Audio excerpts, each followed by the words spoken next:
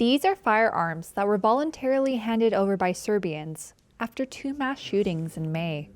So far, officials say more than 26,000 firearms and 1.3 million rounds of ammunition have been surrendered. President Aleksandar Vucic has pledged to, quote, practically disarm his country. But can Serbia really rid itself of guns? Licensed gun owner Narcis Selimic bought his pistol in the 1990s for personal protection. He says he's giving it up to set an example. Despite my belief that it is the person using a gun, and most definitely not me, who kills, I decided to do something, anything, in response to the mass shooting that occurred at the school.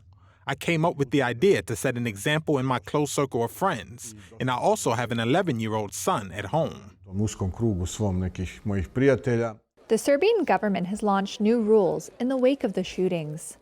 They include halting new gun permits, tightening rules for existing owners, and offering a month-long amnesty for illegal weapons. But political opponents who have previously called for greater gun control say the measures seem populist and that they fail to address the underlying issue of illegal weapons and societal violence.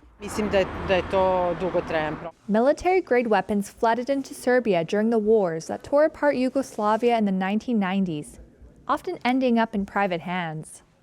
Authorities have struggled to assess the current scale of the problem.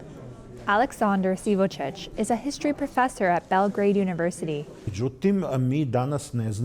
Today we do not know when a weapon was returned, or whether someone kept it in the meantime. Then, when you have such a large amount of illegal weapons, you never know whether it remained in the possession of those who bought it, or whether it was subsequently given to someone or resold. This now opens the issue of the black market in weapons and ammunition, which is also one of the very important issues. With about 4 guns per 10 residents, Serbia has the highest estimated number of civilian firearms in Europe. One analyst told Reuters it would take years for the state to disarm its citizens. Some experts are advocating for a regional approach, given the high number of weapons found in neighboring countries.